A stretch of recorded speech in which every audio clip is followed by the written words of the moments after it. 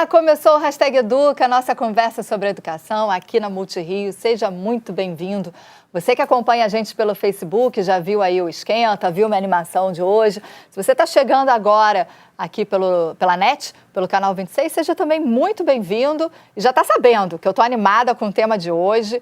Já aprendi um monte de coisa aqui nos 5 minutinhos antes do programa começar. E eu acho que você vai se divertir tanto quanto eu com os dados, as informações e as curiosidades que a gente vai trazer hoje para você.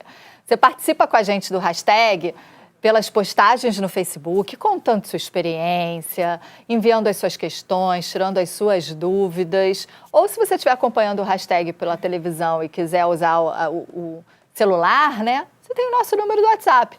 Mas participe, esse programa é feito para você e com você. Então vem para cá para a conversa, que hoje o tema tem a ver com esse momento de celebração pela história da cidade do Rio de Janeiro, pelo aniversário do Rio de Janeiro. Você já se deu conta de que parte da história do país é contada através das nossas escolas? Essa escola aí, que é vizinha da sua casa, ela tem uma história, ela foi construída num determinado momento e ela faz parte, sim, de toda essa evolução de pensamento social, econômico, político, cultural da história do nosso país. Se a gente considerar que o Rio de Janeiro foi capital do Império e depois da República, nossa, os nossos bancos escolares, as nossas edificações, as unidades escolares, têm muita história para contar. E hoje a gente vai descobrir isso aqui com os nossos convidados que vieram a brilhantar a conversa aqui no Hashtag Educa, com o conhecimento deles, e eu já estava me divertindo. A gente conversa com o Washington Kuklinski, que é professor de História da Rede Municipal de Ensino aqui do Rio de Janeiro e mestre e doutor em História pela PUC de São Paulo. Seja muito bem-vindo ao Hashtag Educa, viu, Washington? Obrigado. Obrigada pela sua participação aqui. Boa tarde. E Tereza Roselém, que é arquiteta e coordenadora de projetos de arquitetura e urbanismo da Rio Urb. Seja muito bem-vinda ao Hashtag Educa, Tereza. Obrigada, viu? Então, a gente já começa perguntando o seguinte: todo prédio, ele conta uma história, né? Ele tem uma memória ali naquela edificação. Escola é memória? É tempo histórico? Eu poderia dizer que a escola, ele não é só memória, mas sim um monumento de memória. E as marcas desse monumento de memória numa escola estão presentes na sua arquitetura, no seu local de construção, no seu nome. E essa relação entre os nomes que a gente quer guardar naquele prédio ali, quando as pessoas passam por ali, percebem aquele nome, o local que foi construído, as linhas arquitetônicas daquilo ali, daquele prédio, são sim monumentos de memória. No nosso caso, são os monumentos de memória da cidade do Rio de Janeiro. E somos agraciados por sermos uma rede muito grande e termos mais de 1.500 monumentos de memória em nossa cidade. Os prédios guardam essa identidade de um lugar? Eles guardam porque, assim como a arquitetura, né, as escolas, elas trazem a memória das intenções políticas e sociais das épocas que a gente viveu e vem vivendo, né? Então, sim, ele é carregado de significado e a arquitetura desenha esses momentos, né? Então, é um registro através de um desenho e de uma construção que fica gravado na nossa cidade. Eu já ouvi alguns comentários, né? Às vezes a gente vai passando pela rua, vai ouvindo, né? Ou de um vizinho, de um próprio colega. Ah, mas aquele prédio é tão velho, por que não bota abaixo, não moderniza tudo de novo? É importante a gente entender que aqueles traços, né? Aquela escola, na verdade, ela pode ser preservada, mas ela tem uma identidade que é importante para a gente se conhecer, né? Com certeza. A escola, como prédio público, a gente consegue perceber, né, os seus múltiplos tempos, que são características de múltiplas épocas que a cidade do Rio de Janeiro viveu. Então, nós fomos, num certo ponto, né, capital da colônia, nós fomos capital do Império, fomos capital da República, né, deixamos de ser o Distrito Federal, passamos a ser o Estado da Guanabara, e hoje somos a capital do Estado do Rio de Janeiro. Então, de uma certa forma, esses prédios, eles contam a nossa história. Né? E ao analisar, ao perceber os prédios, ao perceber as intenções que se tem ao produzir determinados tipos de construção, a gente consegue compreender uma época, um período histórico. Então, são prédios, são edificações extremamente importantes, sim, para a nossa história, para a gente se reconhecer como brasileiro, para a gente se reconhecer como carioca. Você quer complementar? Quando você divide os edifícios escolares por tipologia, né, então a gente tem determinadas características, né, arquitetônicas, então você tem uma quantidade de prédios da Escola do Imperador, do Anísio Teixeira, do Bolonha. Então, quando você divide esses períodos, você começa a ter uma leitura histórica da cidade através dos prédios escolares. O que eu acho que é interessante, você comentou, Aston, e tem a ver com isso que ela está falando, é que se a gente pensar o município do Rio de Janeiro, você tem ali um território mesmo, e esse território ele acaba sendo ocupado muito pela escola.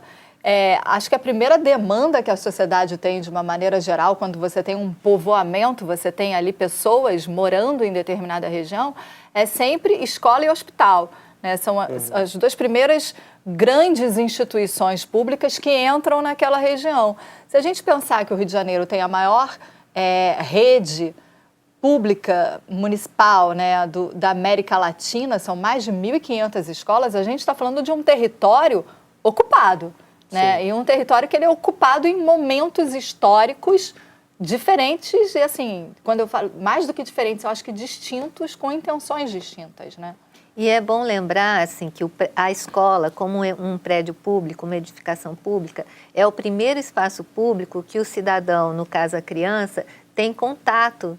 Então, é o primeiro contato que ele tem com o poder público. A relação começa a ser desenvolvida, a criança, a construção da cidadania, através da escola pública. Quer complementar? Não, eu posso dizer, inclusive, que essa relação, né, ela parte também, né, não só da questão da relação com o poder público, mas da relação com o outro também. E as memórias que são criadas dentro desse espaço. Então, eu tenho o espaço onde que ele constrói memórias, por exemplo, pessoais também do indivíduo. Então, ela não só constrói o indivíduo como alguém, né, que vai ter um convívio social, mas também ela faz parte de uma construção pessoal daquele indivíduo. Então, por isso que a escola ela é extremamente importante, e essa ocupação territorial pela educação, ela demonstra que o Rio de Janeiro ele se preocupa com o carioca. Isso é uma coisa extremamente importante também. Ao longo desse tempo todo.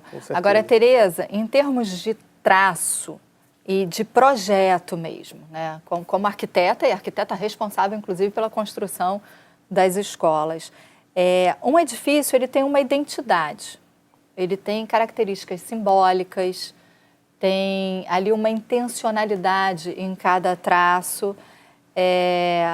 Eu queria te perguntar o seguinte, como é que na hora de executar um projeto, essa relação entre a intenção pedagógica, a intenção política, obviamente, mas a leitura que a arquitetura faz disso?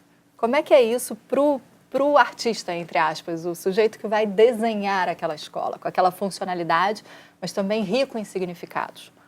Então, o importante é você entender qual é a intenção pedagógica e política. Então, você precisa de um programa pedagógico bem desenhado, né? Antes do desenho da escola, você tem que ter um desenho político e pedagógico da instituição escola. Então, a arquitetura ela vem depois dessas intenções. Ela tem que retratar as intenções desse projeto político e pedagógico. Então, quando o arquiteto pensa no desenho da escola, ele pensa em atender às demandas de espaço para desenvolver essas atividades pedagógicas que foram projetadas dentro desse programa educacional que se deseja implementar na cidade. A gente vai falar um pouquinho desses programas educacionais pelo seguinte, o professor Washington separou para a gente algumas imagens, o hashtag também tem um vídeo que vai mostrar mais adiante, para a gente poder acompanhar um pouquinho esse trajeto histórico e por onde a gente circula na cidade, se depara com esses prédios e às vezes não sabe em que momento que ele foi construído, por que ele está ali, qual foi a intenção desse momento. Então vamos começar a mostrar as escolas do Imperador. Vamos lá dar uma olhadinha e analisar. A gente tem aí a Escola Municipal Gonçalves Dias. né? Que são traços, eu acho que extremamente marcantes. A Gonçalves Dias é em São Cristóvão, né? Se a gente pensar as escolas do Imperador, a gente está falando ali nos jardins da família imperial. Essa escola tem uma história interessante porque ela foi a segunda a ser construída, mas atualmente ela é a mais antiga porque a São Sebastião ela foi demolida, né? E então assim ela acaba sendo um monumento de memória realmente dessas escolas do Imperador, dessa arquitetura da escola do Imperador. Tanto que se você perceber ali na fachada, logo no ponto superior ali você tem um relógio antigo, tem também a questão da relação do indivíduo com o tempo, com esse tempo disciplinar da educação. Esse momento, qual era a intencionalidade? Quando a gente tem, por exemplo, a gente tem a Gonçalves Dias e tem mais uma escola do Imperador, não tem? Tem. Que é a Rivadavia Correia, aqui no centro da cidade, ali na Presidente Vargas. Que momento é esse que essa arquitetura vai responder a esse momento? Qual é esse momento histórico? Bom, a gente está passando por um momento de transformação, porque a gente não pode afirmar que o Rio de Janeiro, durante o século XIX, era uma cidade de analfabetos, não era. Tá? Só que a formação desses leitores do Rio de Janeiro não só passava pelo Real Gabinete de Leitura, né, como também passavam por outras instituições e principalmente pelas associações religiosas que ensinavam o ato de ler ao carioca. Só que nada era tão, como posso afirmar, nada era tão regulamentado como uma escola. E as poucas escolas que existiam eram escolas que eram prédios alugados, professores moravam, habitavam essas escolas e davam aula em algumas salas desse prédio. Então, quando o Brasil ganha a Guerra do Paraguai, tem-se a intenção de construir uma estátua equestre, né, do imperador Pedro II sobre um cavalo e homenageá-lo, só que ele pede para não ter esse gasto e utilizar essa verba com a construção de escolas. E aí ele dá o primeiro start para a gente iniciar a nossa rede municipal de educação, porque vai ser a Câmara Municipal do Rio de Janeiro que vai focar na construção dessas escolas, que vai começar a regulamentar, dentro do período do Império, uma política pública de educação. E o que a gente pode ver, além disso que o Washington está falando, nessas construções, Tereza? Então, são construções de qualidade, construções robustas, e que é até interessante comentar, tanto a Gonçalves Dias quanto a Rivadavia Correia, porque elas continuam contando história. E elas, ao longo do tempo, sofreram acréscimo de salas de aula, porque como eram construções, né, que foram as primeiras construídas para serem escolas, construções robustas, com qualidade, elas acabaram sofrendo acréscimo de salas de aula para atender a demanda da região. Então, tanto a Gonçalves Dias quanto a Rivadavia, elas sofreram esse acréscimo ao longo do tempo. As escolas do Imperador tinham pelo menos o pressuposto de ensinar. Eram meninos e meninas estudando ali, professor? Como é que era? Estava universalizado? Você vai ter a questão. Toda vez que você tem uma escola pública nesse período, elas são escolas voltadas ou para meninos ou para meninas. Então tem alguns prédios que eram escolas, né, porque o prédio ele era separado, mas ele atendia meninos e meninas. Mas a intenção não era que você tivesse esse momento que a gente tem hoje, por exemplo, de integração entre meninos e meninas, mas eram atendidas sim as meninas. E era uma instrução informativa, mas também formativa para o trabalho doméstico? Principalmente uma escola formadora de esposas. Gente! Esse foco de formar esposas. Então, assim, você pode até ter no mesmo prédio, né, meninos e meninas, mas separados. Você não vai ter um convívio em sala de aula. E as meninas teriam que ser formadas para serem boas esposas, boas donas de casa. Tinha economia doméstica, sim, utilidades do lar, né? Corte e costura. Isso, bordar. Agora, uma coisa me chama a atenção, a gente já está com 15 minutos corridos de programa, tem uma coisa que me chama a atenção, que essas escolas, elas não têm pátio. Elas não têm nem pátio, nem quadra. Por quê? Que momento é esse que a gente tem que nessa construção você não tem nem assim, espaços para brincadeira, não era... A gente está falando sobre formar esposa, acho que esposa não era para brincar, né? Nem com os filhos. Mas por que a gente não encontra? Que momento é esse que a gente não encontra? Mas a gente tem que lembrar também que é o Rio de Janeiro, né, nesse período, primeiro que as aulas eram um período único. Então, essa coisa do brincar, porque o pátio está muito ligado à questão do brincar. Era uma coisa que as pessoas tinham em casa, assim, os espaços eram mais generosos nas casas, nas residências, né? Então, essas construções, elas não tinham um pátio, assim, tão generoso. Por conta disso, eu entendo. Tinha questão de você docilizar os corpos, né? Você precisa manter ali aqueles futuros cidadãos que estão ali sendo formados naquela escola, como pessoas que não vão sair correndo por aí, mas pessoas que vão ser disciplinadas, né, que vão ter que educadas, né, no sentido de comportamento totalmente. social. Então, também é uma coisa que a gente consegue perceber. E a brincadeira fica para ser em casa. Para ser vivida em casa. Então, vamos avançar um pouquinho. Agora a gente vai para as escolas da Primeira República. Me chama a atenção porque ainda tem traços muito parecidos com as escolas do tempo do imperador. Ainda são escolas, aí a gente tem a Evangelina Duarte Batista. Essa escola fica no Rio Comprido? Não, essa escola fica em Marechal Hermes, numa praça enorme. A Primeira República ela vai ter também a ideia de um compromisso, né, de demonstrar que está investindo na educação, e esse investimento ele não vai ser apenas apresentado com a construção simples de um prédio.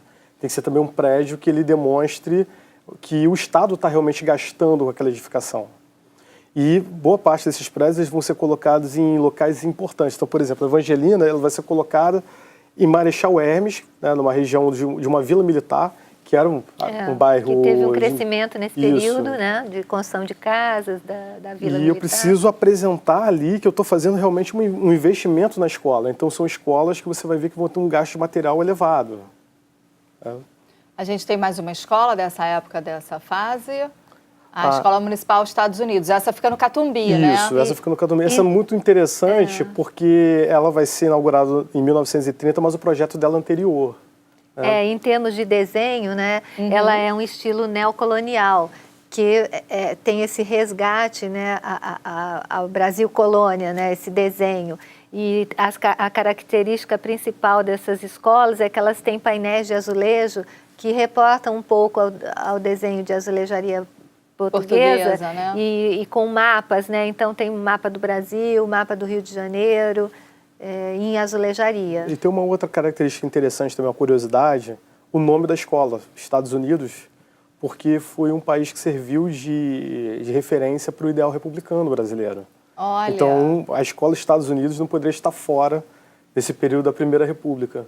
E o que eu acho interessante, quando a gente pensa neocolonial, a gente está pensando num momento novo da história do país, né? Isso. Mas que ainda tem características da colônia. Eu estava vendo as telhas coloniais ali ainda. As varandas. As varandas. O colorido também, o uso da cor, né? O ocre.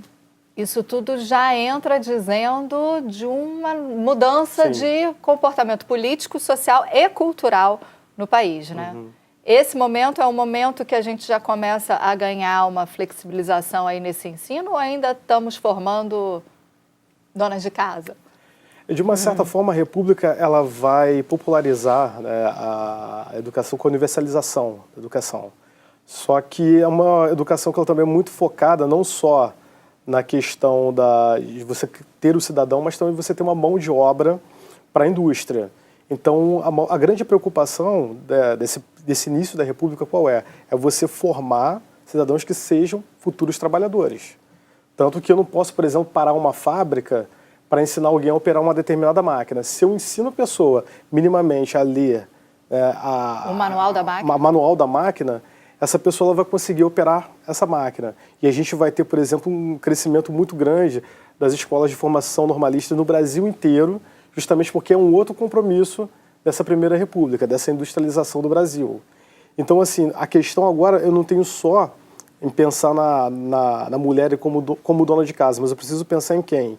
No operário. Eu preciso formar um operário. E ela mesmo, por conta de guerra e companhia, ela mesma vai às fábricas, né? Sim, ela vai vão trabalhar né? nas fábricas. Vão trabalhar nas fábricas em Bangu, em em Del Castilho, na cidade como um todo, na Tijuca. Olha só, então a gente avança desse momento da Primeira República aí para a Era Vargas, né? Vamos dar uma olhadinha? Olha, já mudou radicalmente a arquitetura. A gente tem aí a Escola Municipal Rio Grande do Sul. Por que muda? Aí no primeiro período, né, que foi o período do Anísio Teixeira, que foi um grande educador, é uma referência, né, para os educadores até hoje. Ele começou a pensar a questão do horário integral e de ver a escola não só como salas de aula para criança, mas também como outros espaços que as crianças pudessem desenvolver atividades que não fossem só em sala de aula. Então, as escolas passaram a ter teatro, laboratório, o pátio, e o desenho dela está alinhado com o período de arquitetura, traços Art Deco, que era um período que se tinha de arquitetura nessa época, né? E assim, o local de escolha para a construção dessas escolas também são características importantes da gente perceber. Por quê? Porque são escolas do período Vargas, né, que ele vai convidar, né, o Pedro Ernesto para ser interventor do Rio de Janeiro, e que vai convidar o Anísio Teixeira para ser secretário de Educação. Então, nesse momento, o Vargas ele tem uma ideia de voltar realmente a construção dessas escolas para bairros mais proletários. A gente, inclusive, tem mais uma escola para mostrar aí. Que é a escola Getúlio Vargas. A própria Getúlio Vargas. Que ele participou da inauguração, ele foi na inauguração da escola, que essa escola Getúlio Vargas ela é em Bangu, né, que é um bairro operário.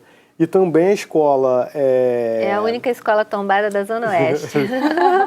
E a escola Rio Grande do Sul, que também não deixa de ser uma homenagem ao local de nascimento de Getúlio Vargas, ela se localiza no Engenho de Dentro. Então eu já deixo um pouco de lado ali os bairros considerados naquele momento ali como bairros de classe média, e eu já volto um pouco para os bairros operários. Então eu tenho essa ideia de trazer um pouco, de deslocar um pouco esse eixo. Essa ideia. Isso que você falou do estilo, se a gente voltar na Getúlio Vargas, tem a coisa do Art Deco, que é a arquitetura meio nave, que a gente chama de navio, né? As janelas circulares, tipo escotilha, aquela coisa curva ali na frente, que eu não sei o nome, aquela coisa, gente. Olha o que a apresentadora fala.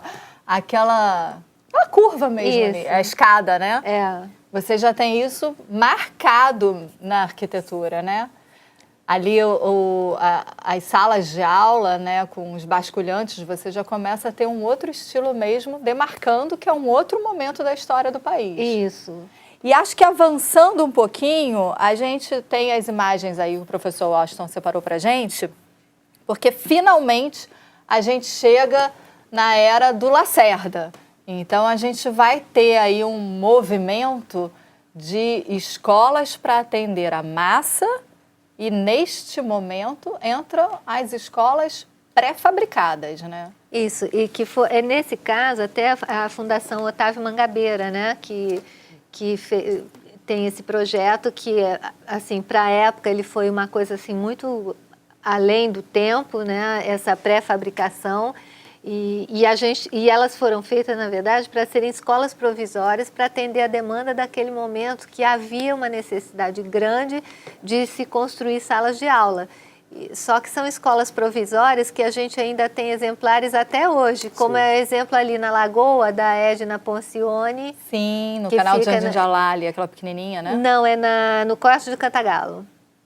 Ah, sei. É um exemplo que eu até acho interessante assim, ela se mantém. Preservar algum exemplar desse tipo, né? Apesar dela ser provisória, mas porque elas contam história, né? Muitas permaneceram, né? A Miguel Ângelo também, daqui a pouco a gente vai ver a imagem dela, que fica na Penha. Pode soltar aí, gente. Ela também, porque assim, a primeira imagem que eu trouxe foi de como eles edificavam. Então era algo muito rápido, em 20 dias a escola ficava pronta. Então realmente a ideia era você ter uma produção ali em escala, fabril de escolas.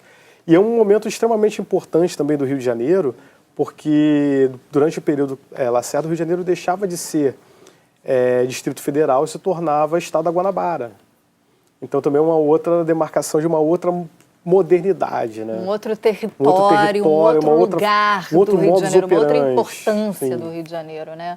Isso. E eu não sei, posso estar errada, mas isso bate em algum momento com alguma LDB, que você tem essa universalização do ensino para as massas? Olha, se a gente pensar em todo o período republicano, a gente vai ter esse foco no ensino para as massas. O que ocorre muito é o seguinte, a gente tem um eixo migratório muito grande para a região sudeste, para o Rio de Janeiro e São Paulo, principalmente por conta das secas do Nordeste. Então isso vai fazer com que você tenha um grande aumento da população na cidade, e você tendo esse aumento da população, você precisa construir mais escolas. Por exemplo, o caso das escolas, da Escola Bahia, por exemplo, né? Você vai ter uma grande concentração de moradores ali na região de Bom Sucesso, muitos que vieram do Nordeste para a construção da Avenida Brasil e que acabaram criando ali a comunidade da Maré. Eles precisam de escolas. Então, como eles precisam de escolas, eu tenho já essa ideia republicana de você dar acesso à educação a todos, eu preciso construir mais escolas. Então, esse aumento da construção de escolas também está conectado com o aumento da população. A gente ia soltar um trechinho do documentário feito pela Multirio sobre a Orsina da Fonseca, que nasceu como Escola do Imperador e depois se tornou, foi demolido o prédio original e depois se tornou uma escola do Lacerda, mas já pelo andar da carruagem aqui do tempo do hashtag, a gente vai colocar a disponibilidade para você acessar o documentário, que é lindíssimo e conta a história da Orsina, nas nossas postagens, no Facebook aqui do hashtag Educa e também no portal da Multirio você tem como acessar. Porque eu quero chegar no seguinte, passado esse momento do Lacerda, hoje a gente tem um marco das escolas muito interessantes que tem a ver com o momento atual da cidade do Rio de Janeiro. Com essa população gigantesca que a gente tem, ocupações de território cada vez maiores, com os problemas que a cidade tem hoje, que não dá para a gente ignorar, porque são problemas relacionados à violência, são muitas áreas conflagradas na cidade, e a gente tem esses espaços também ocupados pelas escolas. E de uns 10 anos para cá, a gente teve uma mudança na arquitetura das escolas também. Isso. Que entram essas escolas que a gente pode ver, você que passa ali pela linha vermelha, você vê aquele complexo todo das escolas da Maré. A gente tem aqui a imagem que o Washington separou para a gente, da vereadora Marielle Franco. E a gente também tem as escolas, que eram as antigas escolas do amanhã, hoje fábrica de escolas. Então, a gente está falando de novo de um outro momento. O que é importante e o que eu acho que é mais marcante neste momento é que não foi assim a primeira vez que o poder público estudou a implantação de escolas com ferramentas de planejamento urbano. Então, a cidade foi dividida em microáreas e com a intenção de se aproveitar a infraestrutura das escolas existentes, detectar a demanda de novas construções e atender essas áreas em turno único. O turno único diferencia um pouco do horário integral, que vem lá do Darcy Ribeiro, por conta de que é um aumento na quantidade de carga horária de aula. A criança fica o dia inteiro, mas ela tem um aumento de carga horária. Então, esse movimento da fábrica de escolas, ele foi antes dele, ele foi antecedido por um estudo de planejamento urbano de onde há necessidade de construir escolas para você atender em horário integral todas aquelas microáreas que foram consideradas prioritárias por conta de IDH, de deficiência, e no caso a Maré foi uma dessas microáreas que foi atendida. A gente já está indo para o minutinho final, mas tem uma coisa que me chama a atenção, elas são extremamente coloridas. Então, aí esse desenho das escolas, ele está alinhado com essa política, né, educacional e com o programa também que foi implantado, o programa educacional implantado nessas escolas. O colorido, ele conversa com essa política porque as escolas foram divididas em educação infantil, que é creche e jardim de infância, o antigo jardim de infância, o primário e o ginásio, porque se entende que os interesses dessas faixas etárias são diferentes. Então, as demandas de espaço, que não são salas de aula, mas as áreas de brincadeira e outros aprendizados, elas se distribuem nessas faixas etárias de maneira diferente. Então, o colorido da escola, ele conversa com isso. Então, assim, o ginásio tem um colorido, o primário tem outro colorido e o EDI um outro colorido. Isso porque, para a população identificar visualmente essa diferença. A gente já estourou o tempo, você quer complementar? Não, eu gostaria só de dizer que a questão, mais uma vez, perpassa pelo local de construção, né? Então, a gente consegue perceber a ideia do Estado, ele assumir e realmente se colocar em locais onde anteriormente não se havia preocupação de estar. Então, hoje o Estado, o município do Rio de Janeiro se preocupa em colocar a educação em locais onde as pessoas precisam que essa educação chegue. Então, não adianta nada eu tirar a criança daquele local e ir para outro. Se ela tem oportunidade, inclusive, de criar vínculos com o local, de criar uma relação de respeito com aquele local. E identidade com o local, isso é extremamente importante. Washington, muito obrigada pela sua participação. Tereza também. Eu vou pedir aos dois que respondam as perguntas que chegarem para a gente nas postagens, complemente os conteúdos ali com a gente no Facebook, porque é um assunto extremamente rico e tem mais informação para a gente contar. Muito obrigada pela participação dos dois aqui no Hashtag Eduque. Obrigada. E você que acompanhou a gente, obrigada pela participação também. Você já sabe, tem mais conteúdo nas postagens e no portal da Multirio. Eu aguardo vocês no próximo Hashtag. Até lá. Tchau.